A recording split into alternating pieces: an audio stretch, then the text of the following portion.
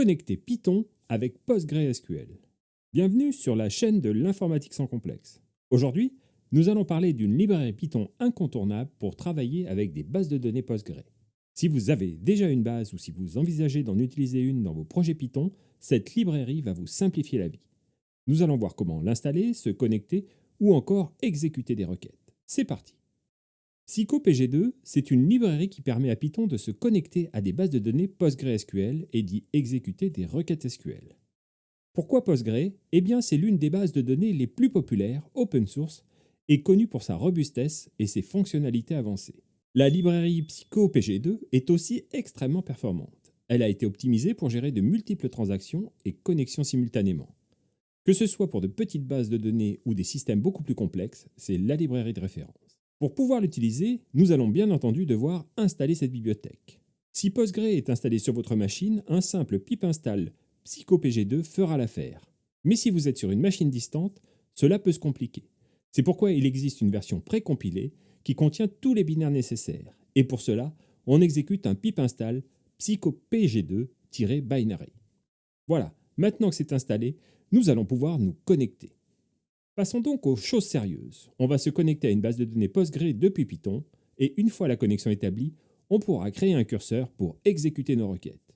Pour commencer, eh bien, on va installer notre PsychoPG2. Hop. Donc vous avez la version normale ou binaire. Moi j'ai Postgre, donc j'ai juste à l'installer comme ça. Hop, il s'installe. Si vous n'avez pas la version, si vous n'avez pas Postgre sur votre machine, prenez la version -binary pour pouvoir avoir les binaires qu'il faut bien. Donc, on va faire notre, on va l'appeler, je ne sais pas moi, post ISC, hop, et on va bien sûr importer PsychoPG2. On va créer notre connexion, on va l'appeler con, et on va dire que c'est .connect.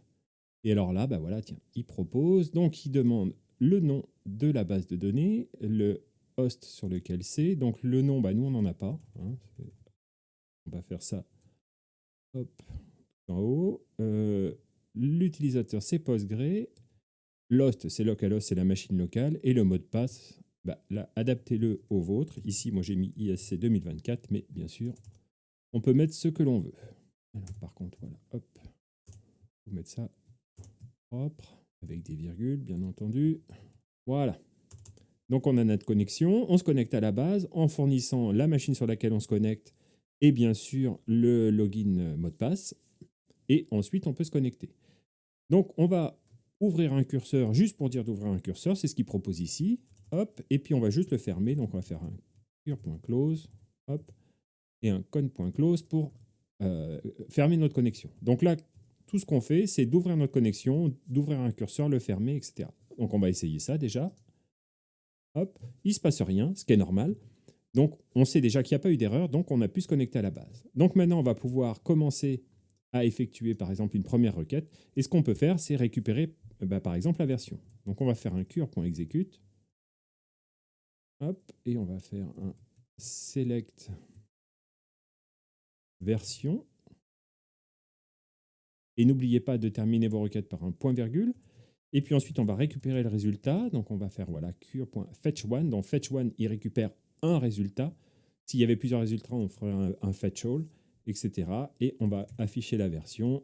Hop, version de point version. Voilà. Donc là, si on essaye, on va se connecter, récupérer la version, l'afficher et tout fermer. Voilà. Donc là, on voit par exemple que je fonctionne sur un Linux. En fait, je fonctionne dans un container Docker qui est installé donc sur une Linux. Le curseur, c'est donc l'objet qui permet d'exécuter des requêtes SQL. Une fois que l'on ne s'en sert plus, il ne faut pas oublier de le fermer. Et si on effectue une requête en écriture, il ne faudra pas non plus oublier de faire un commit, sinon tout est perdu. Mais voyons ça en exemple. Donc une fois qu'on a validé la connexion, ce que je vous propose maintenant, c'est de créer une table simple pour pouvoir pour pouvoir plutôt faire des requêtes dessus. Donc on va faire un execute et on va faire un create table. On va appeler par exemple personne au pluriel, ou on va mettre deux colonnes, une table vraiment simple, prénom qui va être ce qu'on appelle un varchar, donc c'est une chaîne de caractères variable. Et là, on mettra une longueur maximale de 50. Et puis, on va mettre âge qui sera un entier. On n'oublie pas le point-virgule. Et là, surtout, on n'oublie pas de faire un curseur point commit. Parce que si on ne fait pas le commit, ben, on va créer la table, mais on va la créer que pour nous, pour notre session. Et donc, quand on va fermer le curseur et surtout fermer la session, eh bien, tout va disparaître. Alors que quand on fait un commit, eh bien, on va inscrire nos modifications. Donc, tout ce qui est en écriture, il faut faire un commit et on les inscrit en base de données. Donc là, si on exécute, oui, le commit se fait sur la connexion, pas sur le curseur, bien sûr. Voilà. Donc, si on l'exécute, on a créé une table. Donc, si on va voir notre base de données, donc on peut la voir dans Tool Window Database. Hein. Il faut installer le module Database, l'extension si vous ne l'avez pas. Eh bien, normalement, hop, ici dans Public, voilà, on a une table et on a notre table personne, où il n'y a rien pour l'instant. Donc, on peut créer ici avec l'outil, hop, comme ça, c'est plus simple. On peut créer une ligne, par exemple. Hop, on va mettre Thierry. Et on va dire que j'ai 25 ans, même si vous ne le croyez pas. Hop, on fait entrer et on peut soumettre. Et voilà, ici, les données sont dedans. Mais le mieux, c'est quand même qu'on le fasse par des requêtes. Donc, on va faire toutes nos requêtes ici. On va faire un insert into personne de prénom, hop, et de âge, values. Voilà, il le propose. Alors, on ne va pas s'embêter à faire une requête complexe. Et puis, ici, on va dire qu'il y a Joe, par exemple, hop, qui a les 45 ans. Hop, alors oui, on ne peut pas mettre des... Hop, on va mettre des simples. Et puis, on va, hop, insérer 2-3 lignes. Donc, on va mettre aussi Chris, qui a 37 ans. Alex, qui va avoir, je sais pas, moi, allez, 31 ans. Al, ça va être notre doyen, il a les 63 ans. Et, je sais pas, pour finir, Bill, qui lui a 38 ans. Hop, on va exécuter tout ça. Et là, donc, on va insérer des données dans notre table. Donc, on exécute. Et si on vient voir notre table personne et qu'on rafraîchit, hop, on voit bien toutes nos données. Donc ici, c'est assez facile, vous voyez, d'exécuter une requête. Et puis, comment dire, par exemple, ici, d'insérer des données. Après, eh bien, tiens, ce qu'on peut faire, c'est essayer de récupérer toutes ces données. Donc, on va enlever ça. On enlève le commit parce qu'on va faire une requête en lecture. Donc, on va faire un cure.execute toujours. Et là, on va faire un select. On va prendre prénom, âge, from. On va mettre personne. Voilà. Pour l'instant, on va tout prendre. Tiens, hop. Et on va faire rose, par exemple, égale cure.fetchAll. Donc là, on récupère toutes les lignes. Et puis après, pour row in rose, voilà.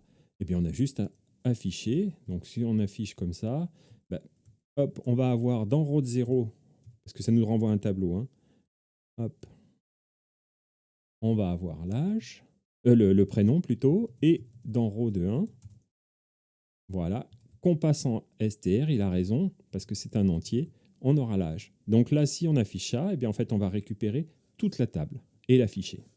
Voilà. Donc ici, on affiche bien toute la table. Et on pourrait rajouter, comme dans toute requête SQL, une requête, par exemple, si je veux que ceux qui ont moins, par exemple, de 40 ans, hop, je fais ça, et il ne me sort que les résultats qui ont moins de 40 ans. Si je veux mettre à jour, par exemple, une donnée, pareil, on va le faire, tiens, avant. On va faire cure.execute et on va dire que je me suis trompé sur mon âge, par exemple. Hop, personne.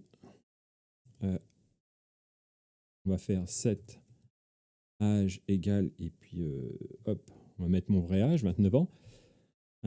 Where prénom égal Thierry. Et bien là, on va mettre à jour la ligne où il y a mon prénom, Thierry. Donc, si j'exécute ça, on met à jour. Et alors, attention, tiens, là, par exemple, hop, je n'ai pas fait mon commit. Voilà, je fais mon commit pour bien mettre en base de données. Si je mets à jour, eh bien là, on va voir que ça ne sera plus 24, ça va être 29. Hop, et voilà. Là, j'ai bien 29 ans. Et puis, si jamais je dis, non, maintenant, c'est bon, je ne veux plus, je fais par exemple delete from person. where prénom égale Thierry, et là, je vais disparaître. Hop. Et là, j'ai disparu. Si je viens ici et que je mets à jour, c'est pareil, je disparais. Donc, vous le voyez, c'est assez simple de faire des requêtes SQL avec Psycoy PG2.